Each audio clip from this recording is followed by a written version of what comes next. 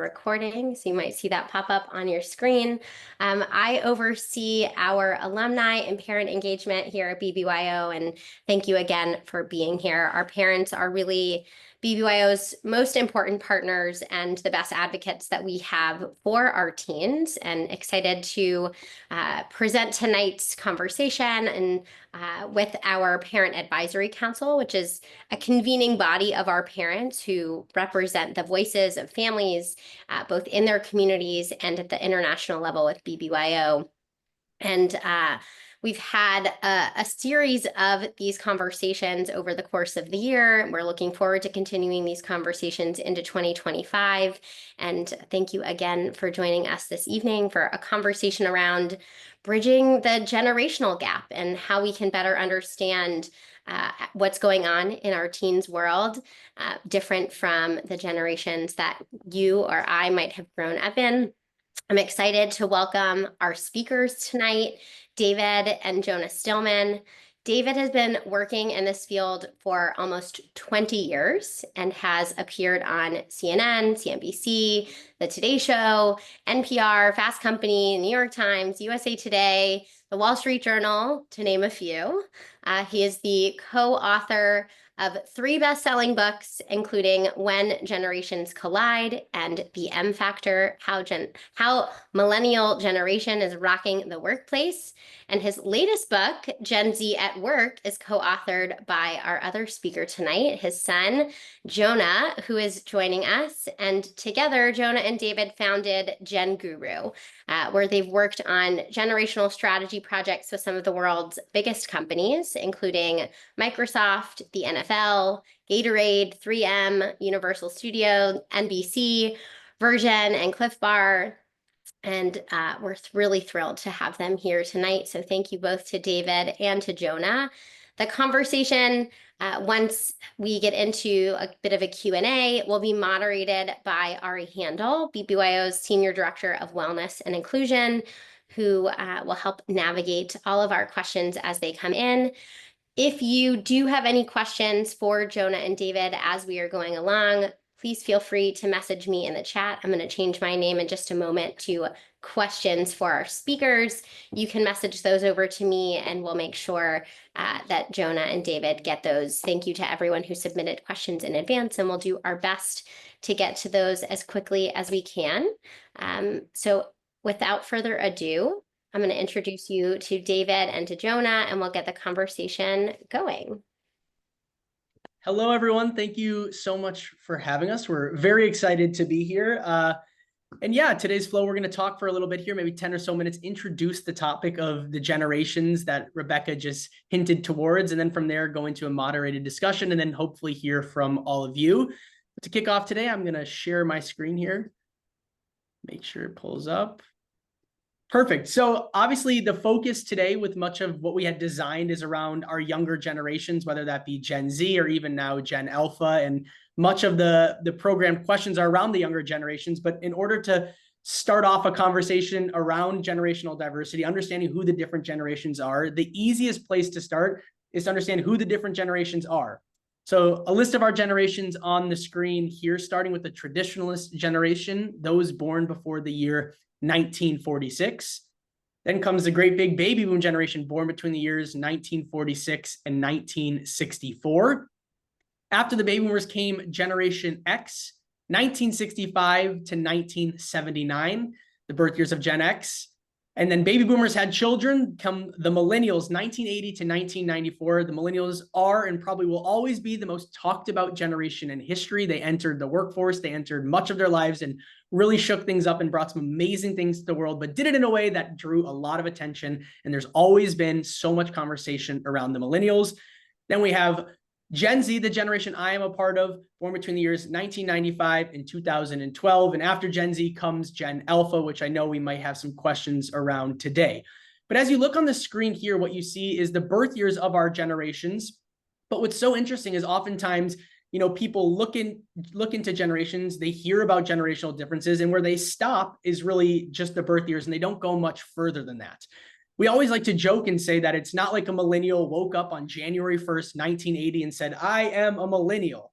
what happens is that each of our generations live through different things, and that's what shapes our different generations.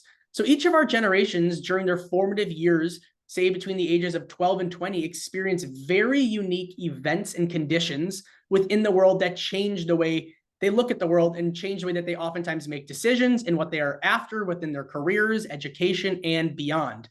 Now, most of our generations today, especially in the United States, oftentimes want the same things. Something that's very interesting is the definition of, say, the American dream has been very similar for at least the last 4 generations, but our generations go about getting there in a very different way. And then it's those events and conditions during our formative years that change the way we go about achieving the things that we all want within our lives.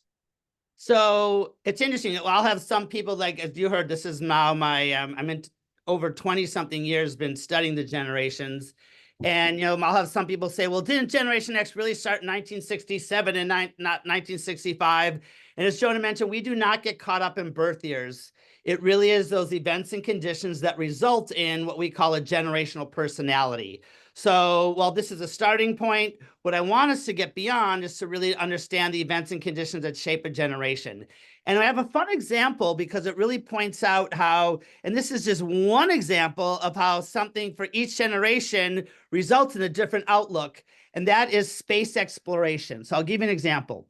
I know we've got some baby boomers on tonight's presentation, and if I were to say to a baby boomer, tell me about what you remember as a kid during your formative years about space exploration, I for sure would hear, and I've done this, you know, thousands of times, all about the moon landing and what an exciting time it was and how NASA, government institution, was accomplishing just incredible things. We're winning the race to space, and it really was an exciting time for the baby boom generation. And that is their formative years around space exploration, what they remember. Now, if I were to ask a Gen Xer, what do you remember as a kid about space exploration? It wasn't about winning a race for space. It was something very different. In fact, it was all about the Space Shuttle Challenger. In fact, I remember I was in 11th grade. We spent the entire 11th grade studying the Challenger. We wrote letters to Kristen McCullough, who actually wrote us back in class. We had a cake on launch day, and this is what I remember. And the ensuing conversations were not about NASA accomplishing amazing things, but rather government institutions cut corners. Why do we even need to go to space? Why do we spend this money? But a completely different attitude one generation later.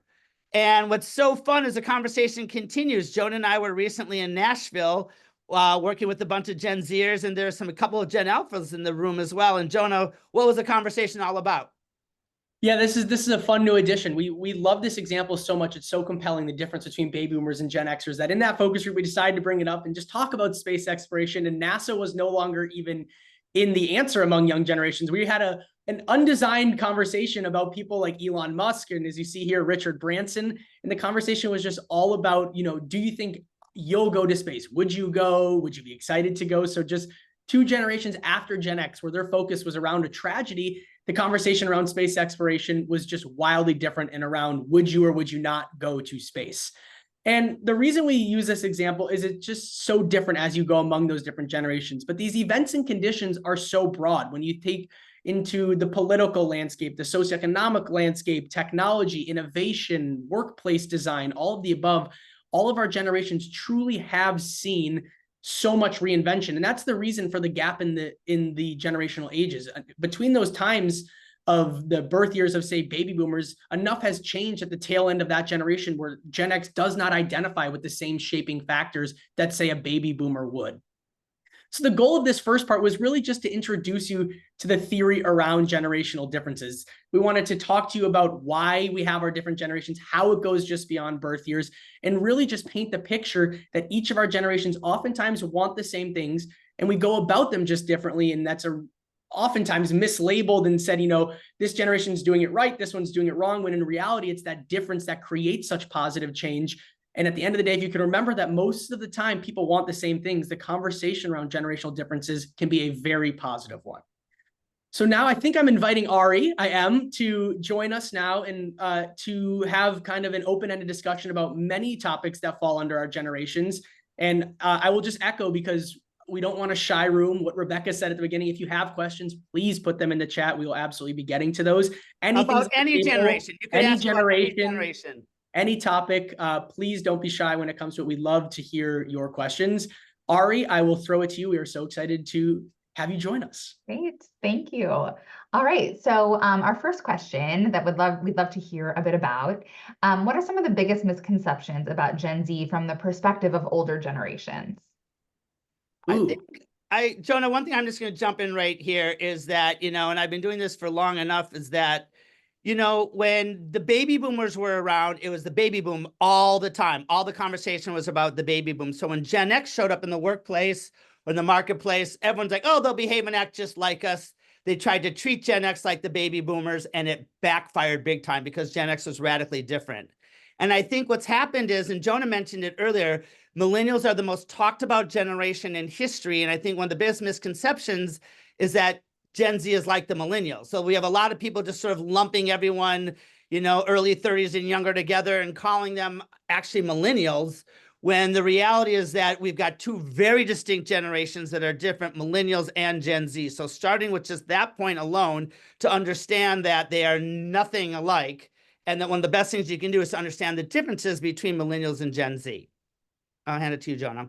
Yeah, I think what I would add is we've done, we've done a lot of national studies on Gen Z in the workplace as students and what their characteristics are. And I think one thing that always shocks people is the desired communication methods of Gen Z. I think most of the time the assumption is it's, text us or we're not going to respond, or it only has to go through the phone. When in reality, all of the research points to Gen Z and young generations having a strong desire for in-person communication.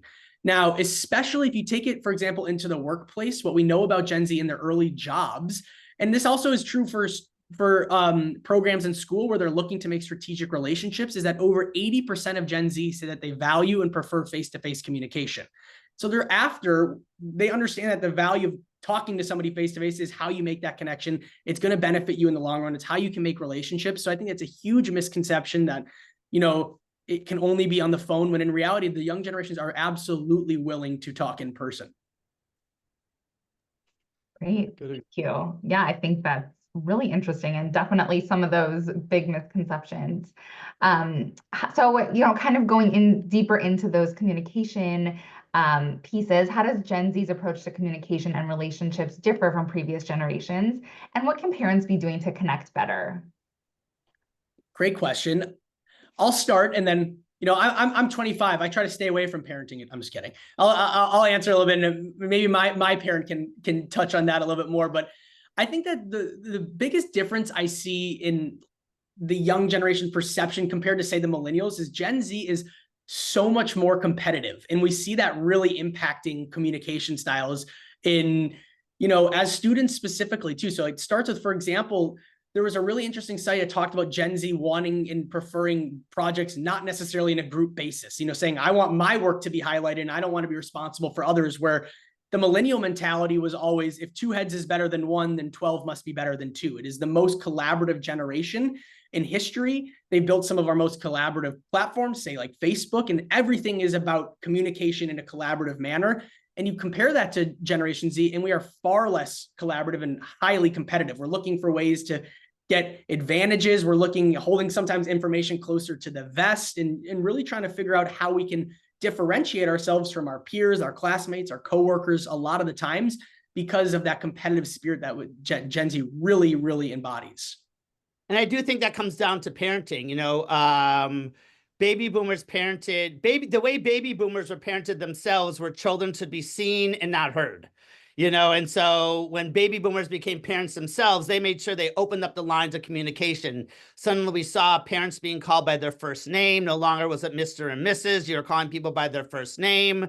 And the way they parented their kids is that they opened the lines of communication. And it was fascinating. When I wrote my book on the millennials, we asked millennials, who are your heroes? And the number one answer was mom and dad. And we had never seen that before. It used to be a religious figure, a political figure, a sports figure, maybe a movie star. And so I really hand it to the baby boomers, who opened up the lines of communication with their millennial kids, and they created, incredible communication. But what they also did is, as Jonah mentioned, they just created a very collaborative style. And baby boomers raised millennials during, the 90s, when it was the go-go 90s and people were starting a business in a garage, and overnight it was a huge success. So really exciting. Well, Gen Xers watched that. And one of the things that we watched baby boomers give their millennial kids was something called the participation trophy. Like it didn't matter how good you were, it just mattered that you showed up and you tried your best. And Gen Xers were like, really, I'm not sure we believe that. And so when Gen Xers raised Gen Z, which typically is the next generation, we taught our kids, it was not the go-go 90s. It was hovering around the 2008 recession. So, and just to put into perspective, the net worth of Gen X parents during that recession fell by 45%. So suddenly, we were not telling our kids you could be anything. The world's your oyster. It was really, it's a tough world out there. Dog eat dog, and like it's scarier. So we got rid of the participation trophy, and we said, look, there's winners and there's losers, and you're gonna have to fight really hard to get what you want. And so that's why, from a parenting style, we saw millennials that went from baby boomers parenting you could be anything you want to be in a much more collaborative style, to Gen Xers who parented Gen Zers to be much more competitive, and that there's no such thing as a participation trophy anymore. And so knowing all of that, is there a way that parents should be communicating differently with their teens now? When I think of like how they should be communicating, I think it's just about, continuing that open line of communication that Gen X really embodied, and just making sure that continues. So for example, something that we hear all the time is that like the relationship between parent and child now is much easier to bond over because of connection points and, fast-paced media. You can bond over things a little bit easier. So that aspect of it has become really a strong thing for parent and child. And I just think it's about, in a way, meeting them and finding out what you both are interested in, and figuring out where that connection point can happen. Everybody has something you can bond over, and really meeting in the middle in that aspect is so important. Another thing, it's Jonah and I were recently at a presentation, Jonah, you remember, and this parent came up to us afterwards and said, like, I am so sick and tired of watching my child do homework. He's got the TV on, he's got an iPad going, he's got his phone going, there's music playing. I tell him to turn off all these gadgets, and to do his homework. And I literally looked at the parent. I said, well, how is your child doing in school? I was like, well, he's getting A's. And so I think a lot of it is to stop thinking right, wrong, better, or worse, and to understand it's just different, and to immerse yourself a little bit more. And I'd say, then I wouldn't change a thing. Let your kid do it however he's doing his homework, he's getting A's. But too often it's just like, in my day, if I hear that, another time, it drives me crazy. But it's just that they do it a different way. But too often we go to this place of right, wrong, better, or worse, when it's just different. And what Jonah's pointing out is that we're finding that the bond between parent and child gets tighter and tighter. Just like I said, millennials and boomers were really tight. We saw the same thing with Gen X and Gen Z. And now we're seeing with millennials and Gen Alpha kids, which we did not see with previous generations, which I think is just awesome. It is awesome. I love to hear about that as someone who's very close to my parents and hopefully my kids too. Awesome. We talked a bit about how technology can play into all of that. So what do you think parents should understand about Gen Z's relationship with technology and social media? And how do parents find a balance between supporting that tech use and setting healthy boundaries? Yep. It's such an important question. Technology is obviously a huge topic with young generations. Oftentimes you hear Gen Z or Gen Alpha, and the first word association you have is technology.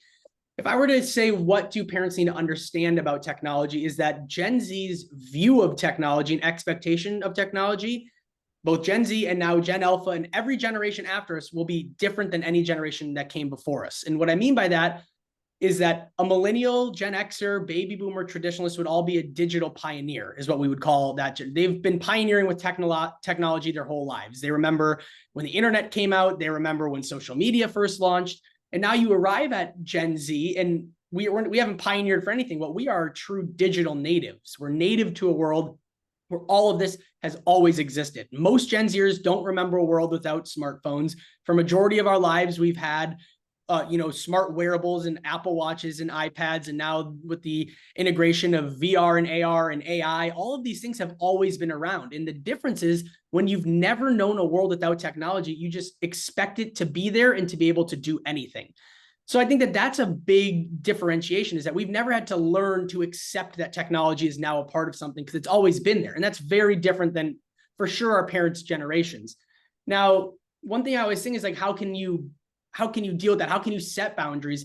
Is this idea of, you always hear that the initial thing we hear it all the time is that parents say, oh, well, I just take my kid's phone at a certain time and, then they'll get it back in the morning. And the problem with that is, as silly as it may sound to certain people, one of the traits we wrote in our book together identified this idea of FOMO, which stands for fear of missing out. And I think at a surface level, it's a funny little term that says, oh, you can't put your phone down. But what it really means is, like, it's a generation that's always been connected. And when we are forced to step away from that, it can be very difficult, and it almost shouldn't be overlooked.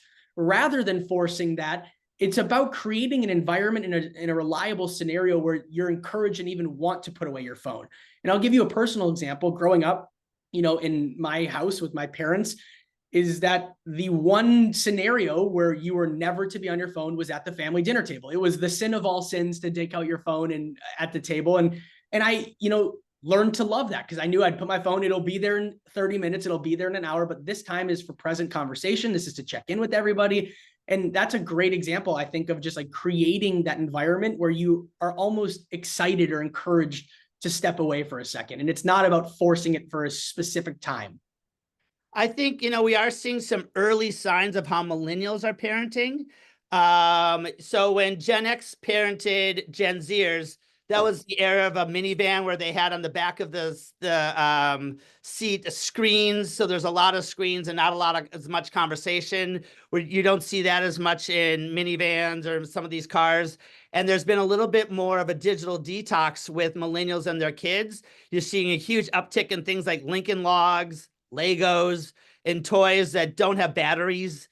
So I think millennials are starting to catch on with their parenting styles, and maybe doing a little bit more of a digital detox in the toys that they present to their kids. Time will tell. But to say, like, put away your phones, it just isn't going to work. I mean, there's should be certain times, like we had at our family, Jonah said, it was sacred time, never at the dinner table or at a meal table. But to say, I'm just going to take their phone away, it actually creates more anxiety than it's worth the ultimate. So. Thank you. Yeah, those times are special, and it's nice that you, Jonah, look back so fondly on that too. Knowing that this has been a big week for our teens, hearing from colleges, some of those early decisions, and some of those universities that wait until December and don't have those rolling admissions, I'd love to talk a little bit about what differentiates the way Gen Z is approaching the college applications and their time on campus compared to previous generations. Great question. It's really interesting, and it's also exciting because we're part of a really in-depth research study right this moment that's about to be, start. We've just finished question design, and it's all about the future student because it's so relevant right now. I will start, and I'll throw it to you, Dad, but I'll point to one big difference, and it's a major difference between Gen Z and the older generations, is that college for a long time was positioned as this, discovery phase where you come to college for 4 years, figure out what you want to do, and, you can bounce around. And actually, what do you always say sometimes when people talk about this, when your college journey? I love it. So I went to the University of Wisconsin at Madison, and my first stated degree was forensics. I thought I wanted to be an FBI agent. I had a brief stint in pre-med, and then naturally 4 years later, I got my degree in journalism. It's just, you bounced around. And now we have 67% of Gen Zers who go to college have a predetermined career in mind. So they go to school knowing what exactly they want to do. And the main reason is college has just become too expensive to explore. And so for Gen Zers, when they go, they've got a predetermined career in mind, which I think is a lot of pressure to put on somebody to say, like, if you go to college, you better know exactly what it is you want to do. I mean, I had no idea. And I think that's a lot more normal. But for a kid now who goes to college, if they don't know what they want to do, that's more not the normal. And I think that's a problem. The other thing that we have is it used to be you went to college at any cost. I mean, that 100%. If you didn't go to college, you were plateauing. And we now have got, in our recent survey, 75% of Gen Z said there's other ways of getting a good education than going to college. That doesn't mean that 75% are not going to college, but whether it be a 2-year certificate, we do a lot of work with the trades. Trade school is skyrocketing right now. And a couple of factors. One is for a baby boomer, they sent their millennials to college at any cost. It was almost a status symbol, you know, where your kid went to college. And Gen Xers changed that with Gen Zers. They said, well, maybe you don't have to go to college. And so we're seeing a lot more Gen Zers feeling free to maybe take a gap year or not go, or go get their 2-year certificate. Or what I'd really love to see is what I just mentioned is, you know, you don't even have to know what you want to do, just go explore. But the other thing that we have is there isn't a company that Jonah and I work with, and we're lucky to have clients around the world, that hasn't dropped their requirement for a 4-year degree. So we have a lot more workplaces dropping their requirement for a 4-year degree, saying, you know, look, if you're going to operate on me, I want to know you went to medical school. Like, that's a lot different. But if you work in our marketing department, or maybe if you work in HR, maybe we could train you, or hospitality. You know, you maybe don't need that 4-year degree in art history to get a job. And so with parents changing, as well as the workplace changing, I think higher ed of any industry that we work in is probably going to go through the most transformation, and needs to. And as Jonah said, that's why we're launching this huge national study. The results will be available in March. Yeah. Wow, that's amazing. And the first I've heard of that. So that's really exciting. Provide so many different opportunities and a different, hopefully less pressure on young students too. I'd love to talk about mental health. And would love to hear your what you think the perception is of mental health across the generations. And really, is the approach to or awareness of mental health challenges any different within the different generations? I'll start, and then I'll pass it off to Jonah. So when a baby boomer or a Gen Xer went to work, you left your life at the door. You went to work, you worked 9 to 5. If you had anything personal, there's no way you brought it to the workplace. The last thing you would have ever heard a baby boomer or a Gen Xer say is, I need a mental health day. It just wasn't allowed. And for 80 million baby boomers who are a lot bigger in size than Gen Xers, if you did take that day, great, you had 80 million others who would jump into your spot. So it was just a competitive marketplace. It just was never discussed or allowed into the workplace. And it really was the millennials, and I'll hand it off to Jonah, who forayed that conversation. Yeah, the millennials are owed much more credit than they get on this, because it really is amazing what they started. I mean, they really brought this idea that it's okay not to be okay on a big scale. I think that it is always okay to bring that to your closest friends. It was always okay to tell your family or your partner when you are not okay. But the millennials said, no, other people need to know this, especially my coworkers, especially my boss, especially my professor, because they're not going to get my best. I'm not fully here. And the millennials really launched that. And without that effort, who knows where it'd be today? Because to answer your question, the difference is, you know, while the other generations have absolutely adapted and learned, the millennials instilled for the younger generations, Gen Z and Gen Alpha too, as they come of age, that it's okay not to be okay. And you should seek resources. And that's not a, weakness point. If anything, it's a badge of honor, because you're taking care of something that is very normal, and it's okay to have that happen. So I think the one thing I'll say about Gen Z, that the continuation is that they took it one step further and don't even necessarily wait to be told that someone's not okay. You see a lot of young people reaching out, very proactive in terms of their own mental health, and especially the people within their lives, their friends, their families, their coworkers. They can recognize it. And I think that the young generations have done some amazing things, and yet still statistically are the generation, Gen Z, that struggles the most with it. And I think a lot of that comes down to this intense amount of pressure to know what you want to be, the intense economic pressure that are on, Gen Zers in their first jobs in a very high cost of living and salaries that aren't matching expectations to be able to provide for themselves and their young families. And it's a lot of pressure on a young person. But I would say the biggest change is that the conversations that happen around it are so, so powerful. And I think it's only going to continue to grow because they are so important.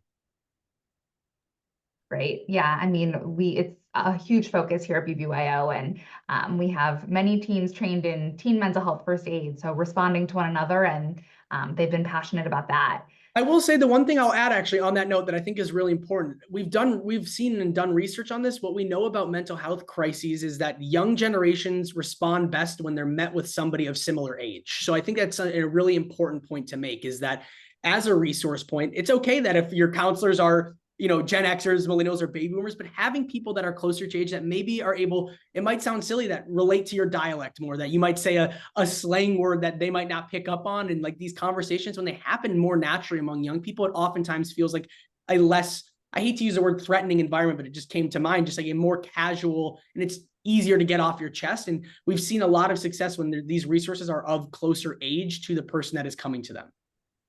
Sure. Yeah. I mean, I think the older generations can learn a lot from Gen Z and millennials. As boomers age and head towards retirement, baby boomers are not ready to retire. They've been so identified by their jobs and their work that we see them retire, then they struggle with their mental health.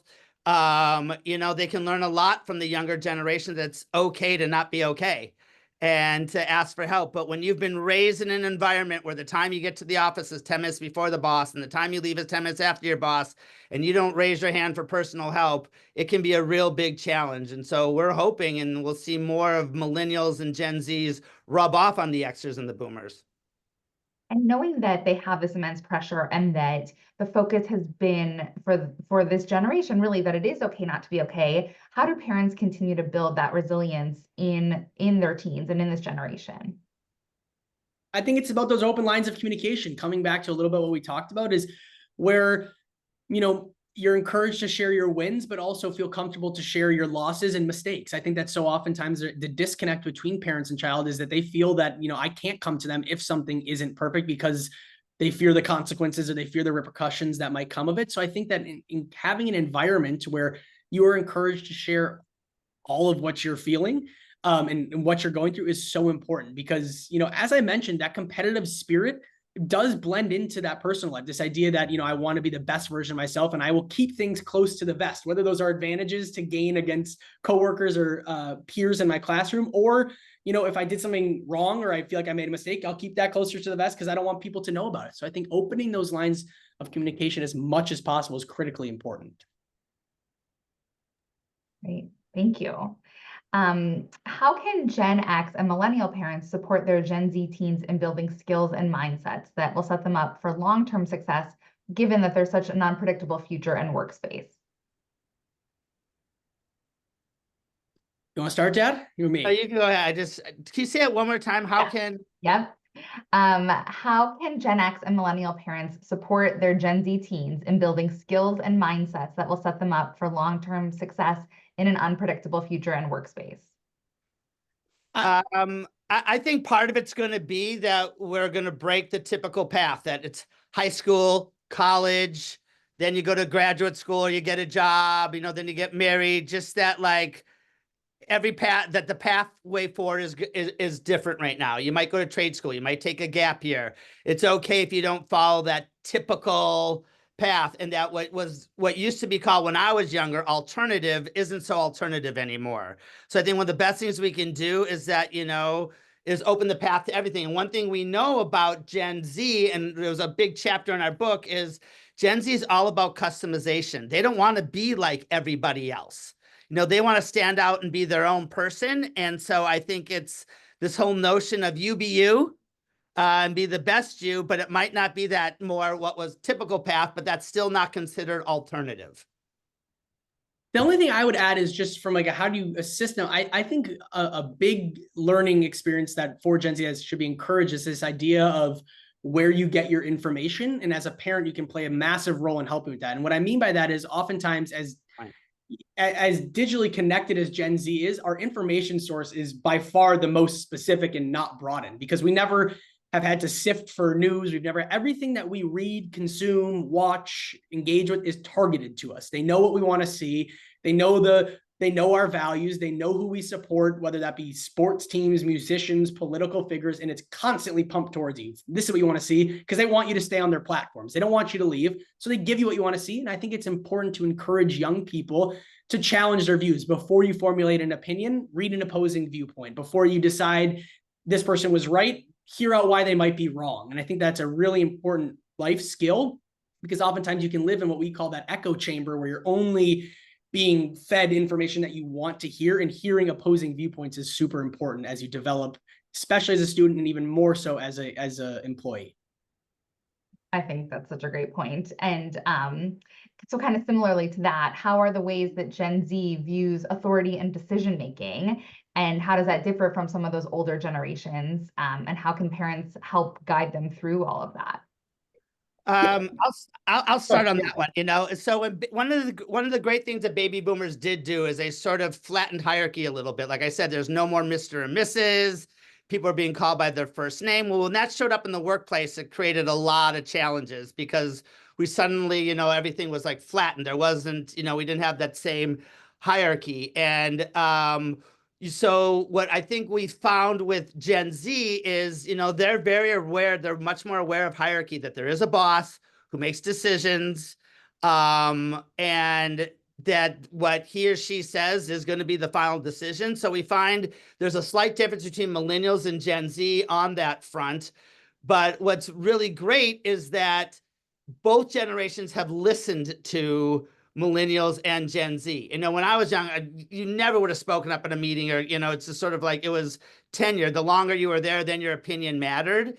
And that what we're seeing with the younger generations is they're being taught at a young age to speak up. And, you know, your voice matters. The difference is that for millennials, they weren't as used to being shot down as much, as Gen Z has been a little bit more prepared.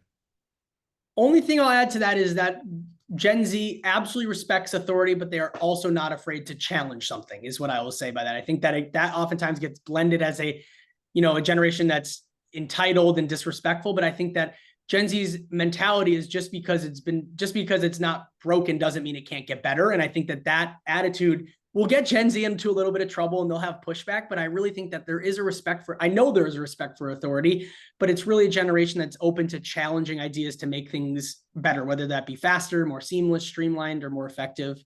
We're definitely open to sharing our thoughts. Great. Awesome. Okay, I have a couple more questions, and then we will take some from the audience that have all come in tonight. That's great. So I know you've hinted at them a bit tonight, but if you were to narrow it down, what key values or priorities define Gen Z, and how can parents adapt their expectations to align with these? I think the key priorities, what we know about Gen Z, is figuring out what they want to do, and that blends into. So, for example, a recent study we ran is that right around 65% of Gen Z said right now their top concern is money. So they're very financially aware, especially at a young age. This comes from, as my dad mentioned at the very beginning, we grew up as our parents went through a recession, and our dinner time conversations were not about do anything, be anything. It was about figure out what you want to do and find the path to get there. So I think that parents can assist them in, providing the resources or their expertise and knowledge and experience on how they can go about getting where they want to be. But you won't combat that. Gen Z is very financially focused right now, and they're trying to figure that out. So I think being a supportive resource and sharing your knowledge on how they can get to their goals is how you really assist that. I think the other thing too, like we said, is, for every previous generation that I studied, and I studied traditionalists, boomers, Xers, and millennials, the goal is always trying to fit in and be the best that you can be within that group. Well, with Gen Z, the goal's always been to stand out. I don't want to be like everybody else, so my degree, might be a custom degree that I get. I want to do something that's just always a little bit different. And so I think understanding this need for hyper customization is going to be really key for this generation. The goal is no longer to fit in, but to stand out. And that is something that's very different as a teen compared to all the other generations. Great. That is so interesting. And I'll move into our last question, and then we'll start taking some from the audience. So if you have questions, please feel free to put them in the chat, or you can send them to the user questions for speakers. So final question, in your experience, what does Gen Z need most from their parents, and how can they offer that support without seeming overbearing? I think that if I had to say one I thing, can't wait to hear what Jonah says. yeah, is this my time to ask for a raise? No, I'm just kidding. I'm Yeah. just kidding. No, I think if Gen Z had to ask for one thing from their parents, I think it just a little bit of everything we talked about. And it's just an understanding that just because I don't do it the way you do it doesn't mean it's wrong. I think that we so quickly just want to jump to right, wrong, better, or worse, when in reality, difference is fine. And just allowing your Gen Zers or young children to explain why they're doing it that way before formulating your opinion. And if you challenge them, be ready for them to challenge you back. And I think that having that open line of communication is how you really can create such a strong bond. I'd agree. Awesome. Great. Well, thank you. Now we'll start taking some of our questions that have come in. So our first question is that teen socializing and dating looks very different with my teens than it did when I was a teen in the 90s. Why is that? And is there anything parents can do to support them? Well, that's because the iPhone was invented. But no, I think that a little bit of what I just said, understanding that it's different, not necessarily a bad thing, but I think it's, I don't know. I just go to this place of encouraging, to step out of your comfort zone. We talked a little bit about that with in the term of the echo chamber, but if they typically meet and socialize in one way, encourage them to try something else. I think that oftentimes you need to be pushed or motivated to try something new. And I think that can come from a parent. And I don't think that will come as overbearing or, stepping on toes. I think it could be like a really nice gesture to say, give this a try, or may I suggest that type of thing. And I think, for a lot of the older generations, dating meant like you were just one step closer to getting married. And that, like kids today get married way later and maybe never, and maybe don't get married, yet they're still a couple. So I think the idea of dating and partnering is just not what it used to be, which meant like we are one step closer to getting married. And so I think that's the different conversation that needs to be had as well. Great. Yeah. So they're really in navigating their own path, not doing what the generations before have done or have expected. Great. Another question that came in, what is the balance between trying to understand my children's generation and accepting that I am from a different generation? How to keep a close, fun, and yet respectful relationship with my teen? Trying to understand the balance is you trying to understand that the difference in accepting that you're from a different generation. I mean, I think that I don't think anyone's ever trying to say that, we're the same or we're shaped by the same factors or that. I don't know. I think it's about, sharing stories and comparing the differences and finding the fun in that. Back in my day, we did it this way, and then I share how I did. And I think that a silly answer, there's so many fun games now that highlight this. Like the board game Mind the Gap is such a great example. It highlights generational differences, and it's a great way to have those conversations. But I don't think like you're ever going to, necessarily even find common ground in shaping factors, but it's okay. And just figuring out the differences is a fun thing to do. I think as long as it doesn't come across as a lecture. I think too often it's just like in my day, if you went out with someone, you would never go out with someone else, the following week. You were committed to that. And it just feels like a lecture. And we hear that again and again from Gen Zers, or especially, teenagers, that they're being lectured versus just a discussion. It's not right, wrong, better, or worse. As we always say, it's just different.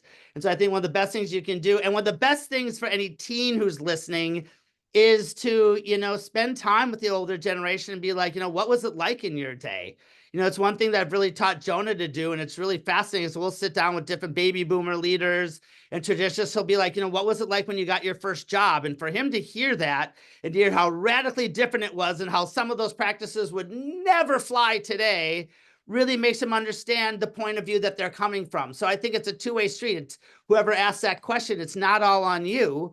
It's also on the teen to say, what was it like when you were my age? But we just don't do that enough. We really don't. Yeah, that it totally makes sense. And maybe some of those games are even like low barrier ways to start those conversations. So that's great. Another question that came in, is it normal to see Gen Z teens spend so much time conversing online rather than face-to-face? And then the follow-up to that is, why does my teen interact with peers only at school or online? It seems like teens don't hang out in person like they used to. Yeah, we hear this all the time. And I think that, it contradicts a little bit. We talked about this desire for face-to-face communication. I just think that, there's another trait we talked about in our book is this idea of phygital, and it's the blending of the physical and digital worlds. And I think for a long time, companies, people have been trying to figure out how we continue to blur them. But like I always say, Gen Z figured it out. We just eliminated the line between the two worlds. So for a Gen Zer to hop in a Xbox party and play video games, as funny as this might sound, like by their definition, they're hanging out. We're doing an activity together. I can hear you, you can hear me, we're talking. And I would agree that encouraging in-person hangouts is very important. But yeah, I think that the definition of hanging out is very different. And I think that socializing online, if it's, with friends and others, is not necessarily a bad thing. But I do strongly believe in the encouraging that in-person communication. And a lot of those skills are continued to be taught in college when you join clubs and activities. And I think that's very important. I mean, look at like evenings like we're having tonight. 5 years ago, we wouldn't have done this. We wouldn't have hung out like this. We would have all tried to figure out a way to fly Jonah and I to some location, bring everyone together, try to, make that happen. So in a lot of ways, their push for the phygital world has helped a lot of people, and that this can still be hanging out. Yeah, it kind of redefines what community or like the town square looks like. So that's really interesting. One thing I will say about millennials, if we have any millennials, it's amazing for a millennial. You could put millennials in a group, they barely know each other. They can figure out each other's strengths. They can operate as a team. They've maybe never met face to face. They're so collaborative that they really do well in that space compared to any other generation. So it's a really big nod to millennials who know how to play to each other's strengths, figure them out, and maybe never even ever meet in person. Ooh, go millennial. Love that. Okay, how does the current societal and political climate affect the way Gen Z sees the world, and how should parents respond? The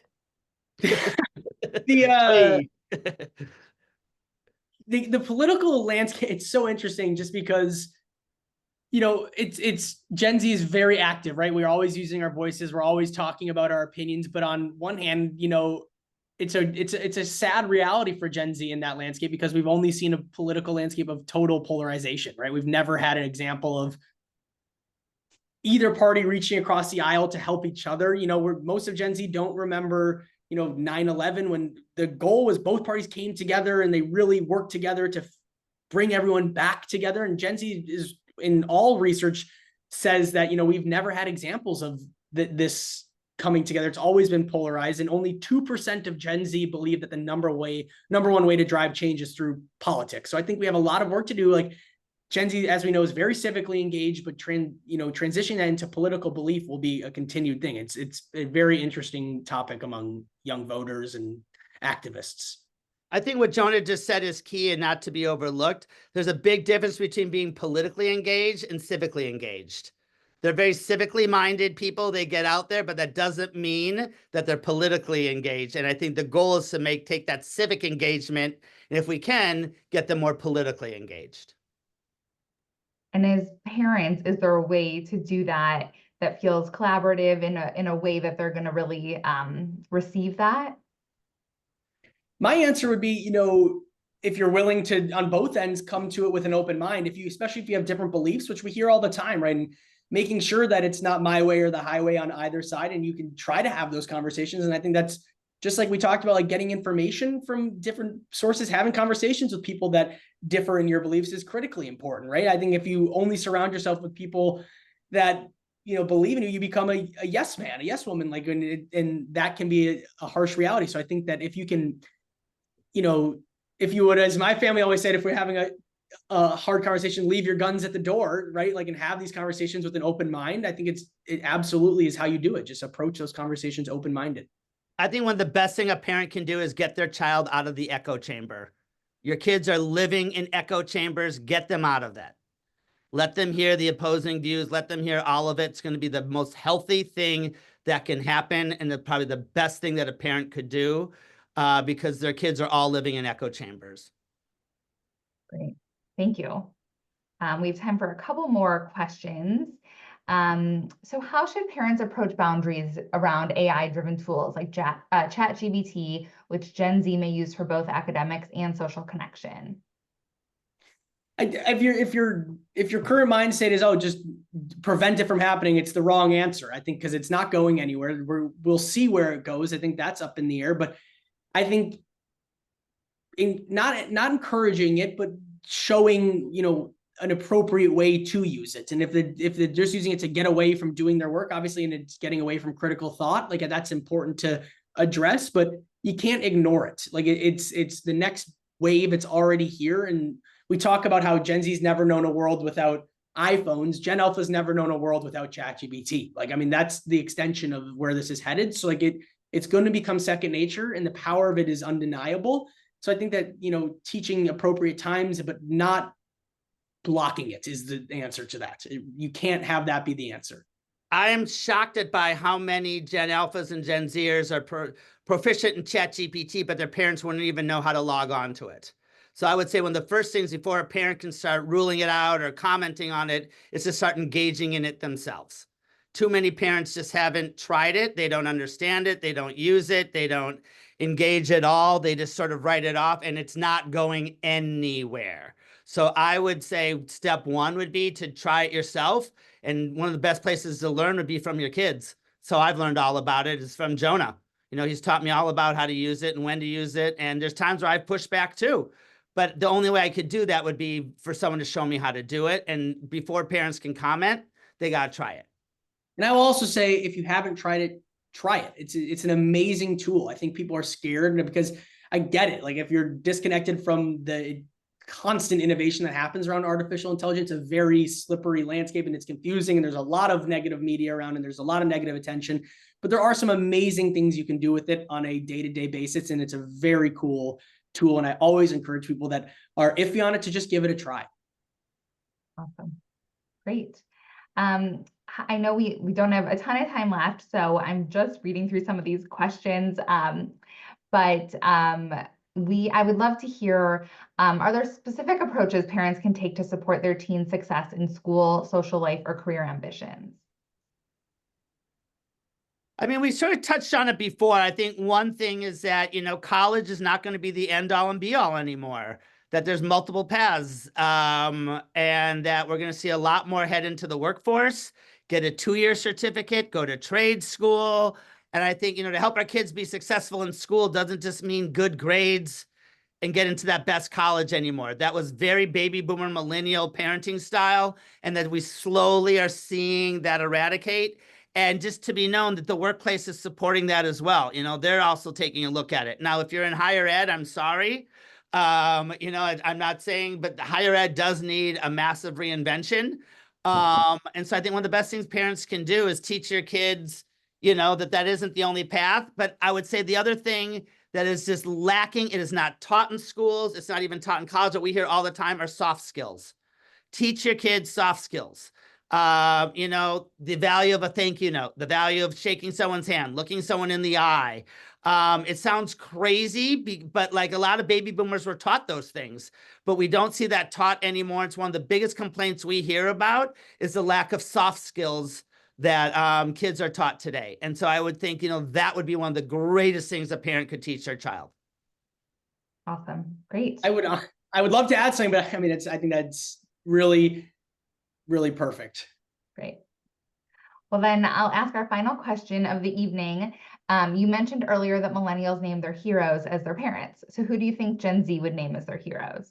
They did too, which is really cool. The same survey, they named their parents as their heroes as well. It's just the first time we had ever seen it was come from the millennials. We also saw it with Gen Z. We're actually seeing Gen Zers and their Gen X parents even more aligned because they can bond over things like music and technology a little bit easier than boomers and millennials did, but that doesn't mean they're better heroes. It just means I think Gen Xers learned a lot from baby boomers by watching the lines of communication open. We may not have given away participation trophies, but we still saw the importance of, you know, talking to our kids and opening those lines of communication. So Gen Zers also said their parents were their heroes, which is awesome. Great. Well, thank you so much. This has been wonderful. I know Becca will close us out for the evening, but so nice to hear from you both. And thank you for your expertise. Thank you so much for having us. It was a pleasure. We love this. Awesome. Well, thank you all again, Jonah, David. Really appreciate the expertise you have to share with the BBYO community. And thank you all for being here tonight. We know this is a really busy time of year, so appreciate you making the time in your schedules. We do have another session coming up in January, which we'll make sure to send everybody out as a reminder around raising resilient teens and brain science and the strategies for connections. That'll be with Dr. Stephen Lauer, who's a division director of pediatrics at Children's Mercy Hospital in Kansas City, and Barbara Unell, a journalist, author, parenting coach, and co-founder of the Raised with Love and Limits Foundation. So excited to welcome both of them to the conversation next month. Thank you again, Jonah, David, Ari. Really appreciate you navigating the conversation tonight. Happy Hanukkah to everyone and Happy New Year. Wishing you all the best as we close out 2024. Thanks, everyone.